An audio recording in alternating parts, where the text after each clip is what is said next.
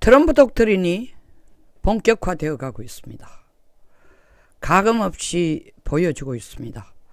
트럼프 독트린의 진의 그리고 의지를 확고하게 보여주기 위해서 폼페이오 그리고 국무부 장관, 폼페이오 국무부 장관, 에스퍼 국방부 장관, 스틸웰 동아태 담당 차관보까지 적극적으로 전선에 뛰어들었습니다. 폼페이오는 얘기했습니다. 시리아 철군을 언급하면서 유럽, 아프리카, 아시아까지 이제는 동맹국으로서의 담당을 제대로 해야 된다. 안보 부담을 제대로 해라. 분담을 제대로 해라. 호르무즈 해협에 의존하는 아시아 국가도 안보 분담을 해라. 이건 무슨 얘기냐. 호르무즈 해협이라는 건 아시아 국가들이 그들의 석유를 수입하는 데 있어 절대적으로 필요한 이 해상교통로입니다. 이 해상교통로의 안전을 지켜주는 게 미국이 다 하고 있어요.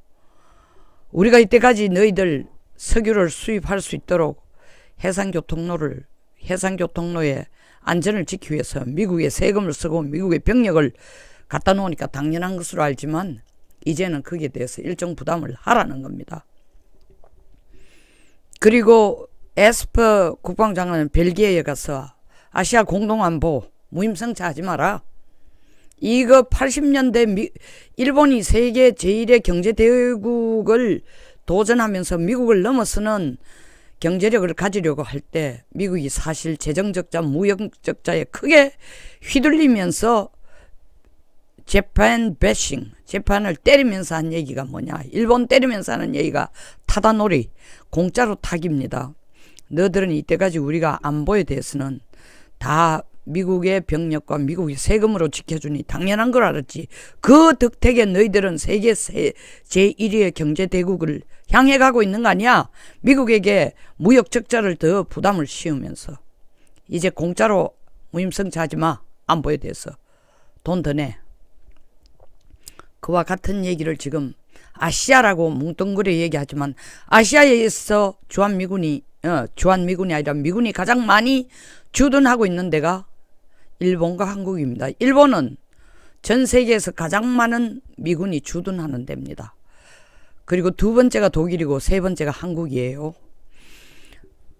그리고 스틸웰까지 나서서 5월 5일에 다음 달 5일에 한국을 방문하겠답니다. 빤한 얘기 아닙니까? 제일 큰 문제가 주한미군 방위비 분담 증액시켜달라는 거 하고 지소미안 문제겠죠. 지소미안 문제를 제대로 풀어라. 그리고 호르무즈 파병에 대해서도 적극적으로 좀 개입을 해라. 찬성하고 관여하라. 트럼프 독트린은 닉슨 독트린하고 많이 닮은 데가 있습니다. 근데 닉슨 독트린보다 더 가혹합니다. 송영선 시사 360 시작하겠습니다. 냉전 시대 때 미국은 자기 편을 드는 양측으로 유럽과 아시아를 끼고 있었습니다. 근데 미국이 혼자서 유럽하고 아시아를 다 감당하기 어렵다. 베트남 전쟁에 미국이 개입을 해놓고도 전쟁에 한창 열을 올리고 있는 1969년에 닉슨 대통령은 태평양 전쟁 이후에 미국의 세금과 피를 과다할 정도로 흘린 전쟁이 3개나 된다. 태평양 전쟁, 한국 전쟁, 베트남 전쟁까지. 자, 이제 아시아의 안보는 아시아 스스로가 담당해라. 그리고 미국도 앞으로는 다른 나라 전쟁에 직접 개입하거나 군사 원조를 크게 줄이겠다. 경제 원조는 그대로 지켜갈지 몰라도. 그리고 동맹국으로서의 기본적인 임무는 하겠다. 기본적인 임무라는 건 뭐냐? 핵우산 제공은 하겠다. 그러나 그 나라에 대해서 안보, 1차적인 핵 전쟁이 아닌, 핵 공격이 아닌 이 재래식 무기에 의한 다른 나라로부터의 위협에 대해서는 동맹국이 자기들이 1차적으로 그게 대응해라. 미국에 기대지 말고. 그것이 닉슨 독트린의 골자입니다. 그러면서 그 폭탄이 닉슨 독트린의 폭탄이 바로 한국에 날라왔습니다. 72년 이 카터 대통령이 바로 우리 7사단 2만 명을 일방적으로 미국이 일방적으로 철수를 합니다. 박정희 대통령이 크게 충격을 받고 72년 4월 달에 철수시키니까 동두천에 있는 7사단을 철수시키니까 그해 말에 불과 8개월 후에 박정희 대통령이 우리도 핵개발을 하자고 시작한 겁니다. 그 뭐 핵개발 이희소 박사의 뭐 스토리들은 많습니다. 뭐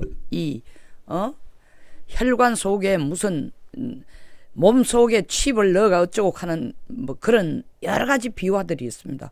어쨌든 박 대통령은 박정희 대통령께서는 자주국방을 안 하면 안 되겠다. 미국을 믿고 있다가는 큰일 나겠다. 라고 생각을 했습니다. 이런 이유 때문에 우리가 더 적극적으로 월남 파병에 한국이 동참을 하고 지원해 준 겁니다. 그때 국민 여론도 월남 파병에 대해서 적극적이지 않았어요. 반대가 굉장히 많았습니다. 특히 김정삼 그 대표가 꺼낸 그 당시 야당에서는 절대로 안 된다. 이런 용병이 어딨냐. 단식을 한다고 뭐 들어눕고 난리가 났었죠.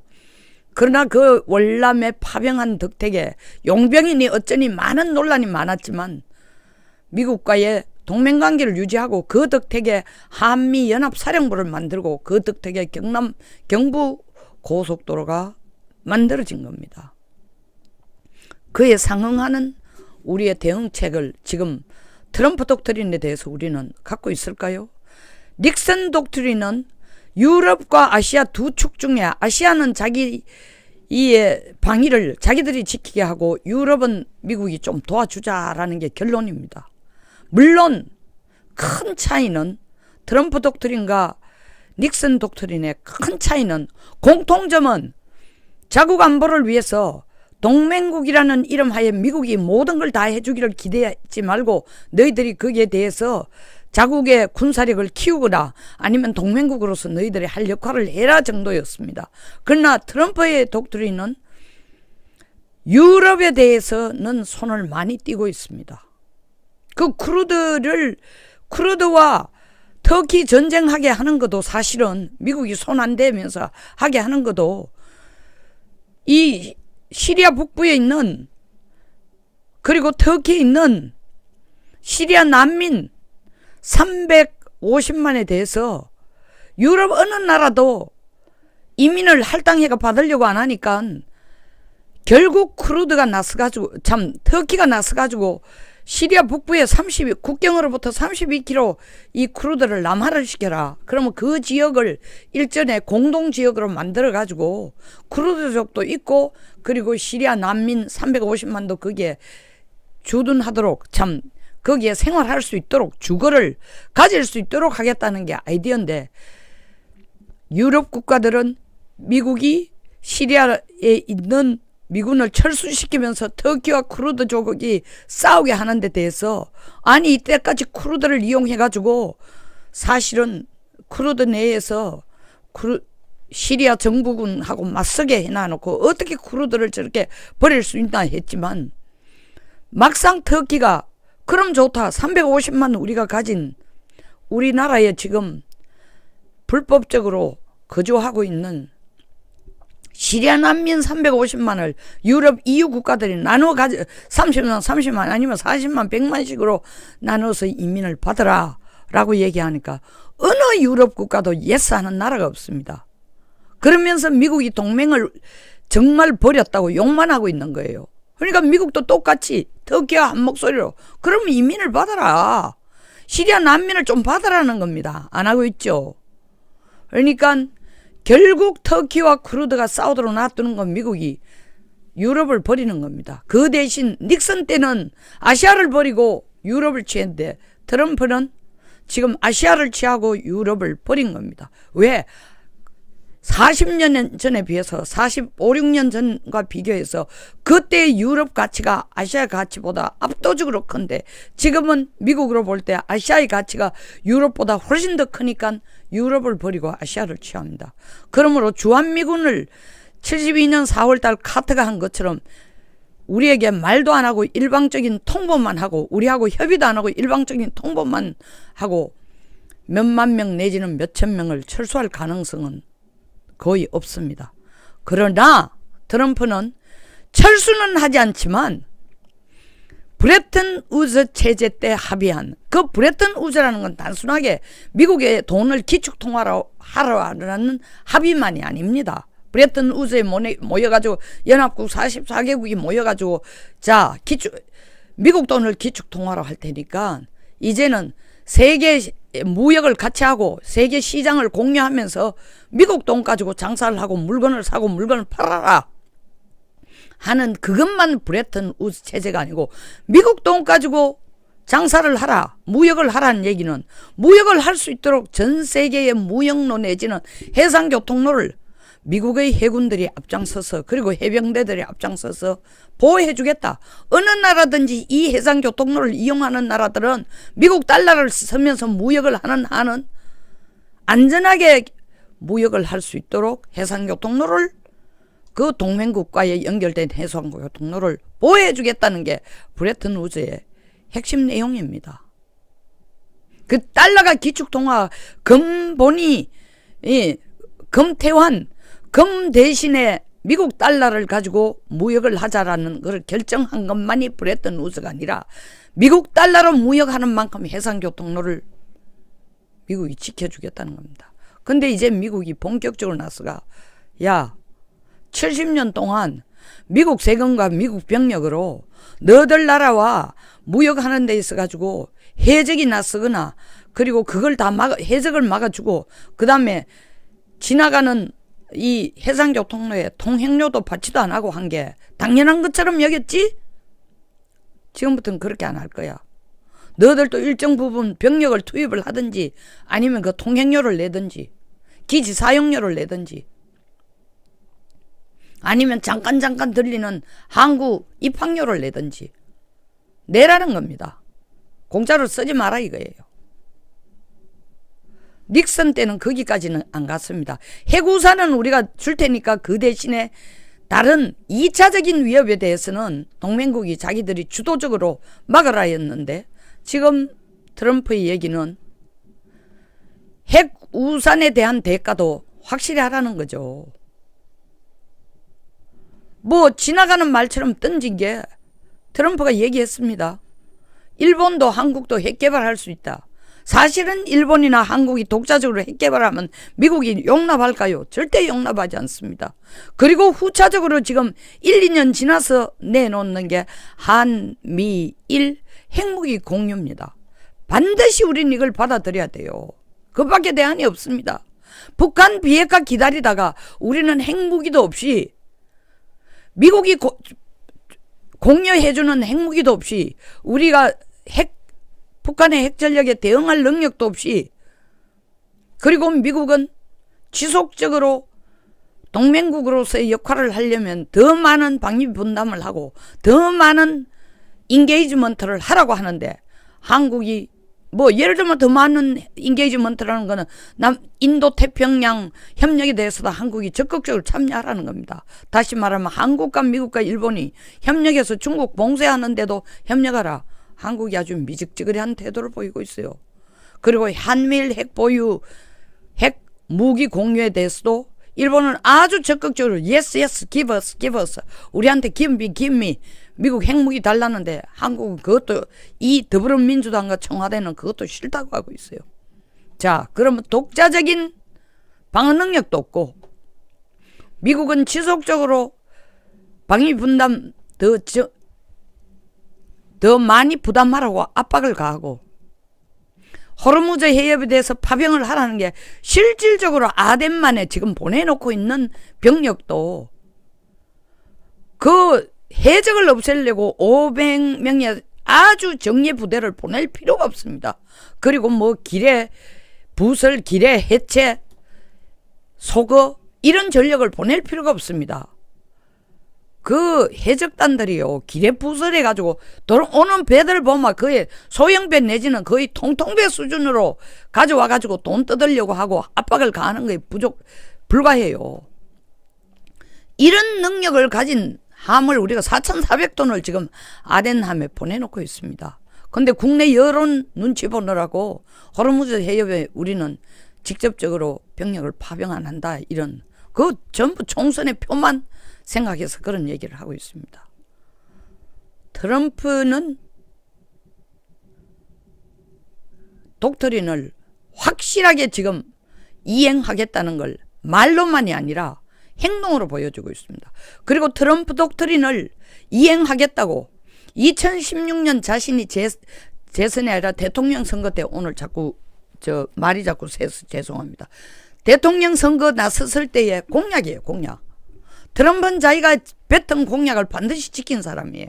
그런데다가 지금 재선을 1년 남겨놓은 상황에서 그 공약을 지키지 않으면은 그때 자기를 뽑아준 유권자들이 야, 트럼프 거짓말쟁이다, 입만 가지고 떠들지 공약이라 한 것이 공약이 아니고 빌공짜 거짓 약속이었구나, 믿을 수 없어. 이렇게 되니까 트럼프는 자기가 그때 내건 공약을 철저히 지키는데 아주 집중합니다. 뭐 멕시코를 향한 장벽을 만든다든가, 납타를 바꾼다든가, 방위분담을 정액시킨다는 건 FTA를 개정한다든가, 관세를 올린다든가, 법인세를 낮춘다든가, 그리고 국내에 일자리를 많이 만든다든가, 고용률을 높인다든가 다 이행했어요. 다 지키고 있습니다.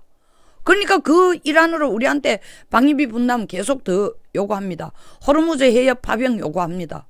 그리고 지소미아 파기에 대해서도, 이게 한미일 동맹을 제대로 가려면은, 한국이 제대로 북한 위협을 대응하려면 반드시 북한 위협뿐만 아니라 중국이 한국을 자기의 아랫것으로 보고 서서히 목을 조아가는데 대응하려면은 한미일 간에 어떤 공동 방어체가 만들어져야 된대. 그렇게 하기 위해서는 그 브릿지 역할을 하는 게 지소미아인데 이걸 깬다? 말이 안 된다는 거죠. 그러니까 압박을 계속 가하는 겁니다. 지소미아를 원래로 되돌려놔라, 파괴하는 걸 11월 22일까지 안 하면 끝나는 겁니다. 그러니까 스틸웰이 5일날 또 오는 겁니다. 폼페오는 지금 시시각각 때만 될 때마다 항상 입에 달아놓고 하는 얘기가 있습니다. 아시아 국가들도 방위분담을 늘려라. 에스퍼는 뭐 폼페이오와 육군사관학 그 동기동창이에요. 그런데다가 국방장관 들어서 이 매티스하고는, 참 볼턴이나 매티스하고는 아주 성격을 달리하고 있습니다. 노골적으로 얘기를 하고 있습니다. 무임승차하지 마라. 자, 이쯤 되면은 트럼프가 공약을, 우리하고 협의하지 않고 주한미군을 갑자기 빼낼 것이다, 그 걱정은 덜 해도 되지만, 동맹국을 지키기 위해서는 우리의 부담이 엄청나게 늘어나고 있다는 걸 알아야 됩니다. 그리고 더더구나 여기 보세요. 한국하고 노골적으로 같이 협력하자니까 한국이 협력 안 하니까 미 경비대가 서해에서 북한의 불법 환적을 단속하기 위해서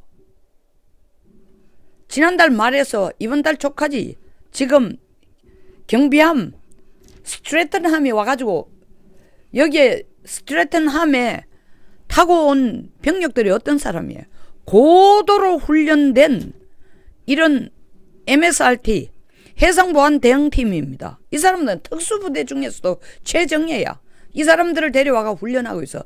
너들이 나서가, 한국이 나서가지고 북한에 대해서 불법 환적을 막지 않고 북한에 대해서 제재 풀어달라는 그런 말도 안 되는 소리만 하고 있으면 우리가 알아 할게. 한국하고 협력 요구 안 할게. 뿐만 아니라, 그래?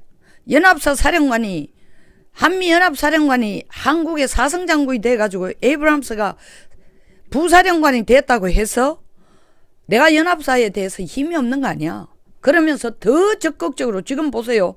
제2포병연대의 이 실사격, 포병부대 실사격 훈련에 적극 참관했습니다. 철원 훈련장에서 이런 적 없어요. 사령관이 직접, 미국 사령관이 직접 전방지역의 훈련 장면에 직접 참여하는 거 없었습니다. 아주 뭐 비상시가 아니고는, 거의 준전시가 아니고는. 그리고 또 했다는 걸 아주 적극적으로 사진에 공개를 하고 있어요. 기사도 내보내고. 이 얘기는 무슨 얘기냐? 연합사 사령관 자리를 너들이 가져갔다고 해서, 미국이 부사령관이 됐다고 해서 한미연합사에서 미국이 발 빼는 거 아니야.